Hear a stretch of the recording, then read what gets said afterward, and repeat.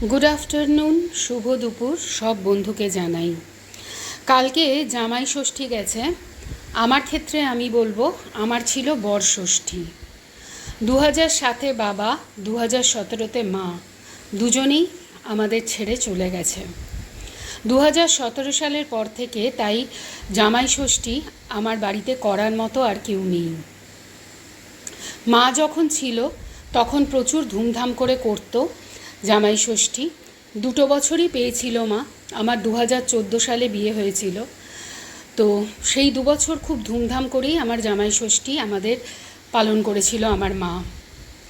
এখন আর সেটা হয় না, কারণ মা বাবা তো নেই, কে করবে?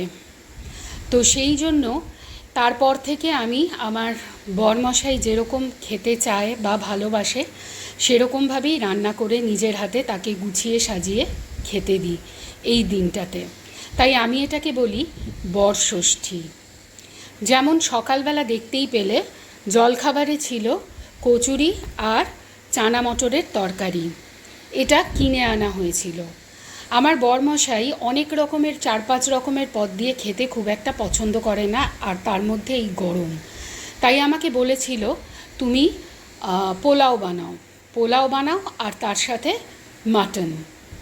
যেরম বলা সেরম কাজ, আমি সেরকমই করে দিয়েছিলাম তাকে। সে যেটা খেতে চেয়েছিল সেটাই।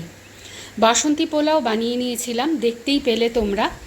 সকালের ব্রেকফাস্টে যেটা দেখালাম সেটা, আর তারপরে কাজু কিশমিশ ভেজে নিয়ে বাসন্তী পোলাও আমরা সবাই করতে পারি ঘি দিয়ে, যেরমভাবে করে গোবিন্দভোগ চালের বাসন্তী পোলাও সেরমভাবে করে নিয়েছিলাম। তার সাথে করেছিলাম এই যে মাটনটার প্রিপারেশনটা এখন দেখাচ্ছি। যেরকমভাবে সবাই করে, এটা না আমার রান্নাঘর থেকে ভিউটা, সামনের রান্নাঘরের জানলার থেকে, সেরমভাবেই করে নিয়েছিলাম। মাটনটা আগের দিন রাতেই ম্যারিনেট করে রেখে দিয়েছিলাম, আর পেঁয়াজ কুচি ভেজে নিয়েছিলাম। আমি পেঁয়াজ বাটা দিই না।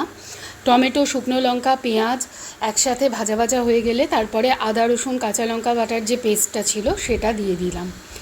দিয়ে এরপর যেরকম হয় ম্যারিনেট করা মাটনটা দিয়ে কষিয়ে অনেকক্ষণ ধরে, কারণ আমাদের প্রেশার কুকারে মাটন পড়লে পরে সেটা খুব একটা পছন্দ করা হয় না, তো সেই কারণে কড়াইতেই করতে হয়। তো কষতে অনেকটা টাইম লাগে, জানোই তোমরা। তো অনেকক্ষণ ধরে কষাকষি করার পর তারপরে গরম জল দিয়ে দিয়েছিলাম, দিয়ে নামানোর আগে গরম মশলা দিয়ে নামিয়ে নেওয়া। আমার বরষষ্ঠীর মেনু সিম্পল ছিল, কিন্তু যেটাই করেছি খুব মন থেকে করেছি।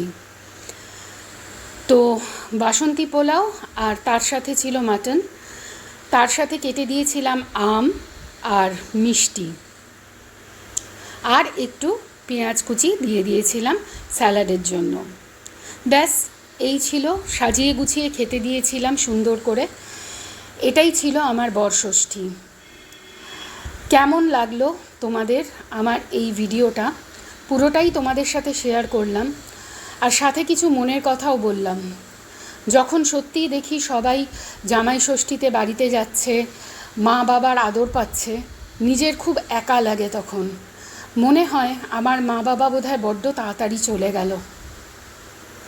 যাই হোক, কিছু তো করার নেই।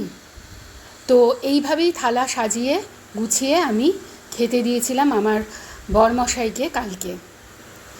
আমার বরষষ্ঠী তোমাদের কেমন লাগলো বলো বন্ধুরা। অসংখ্য ধন্যবাদ সবাই।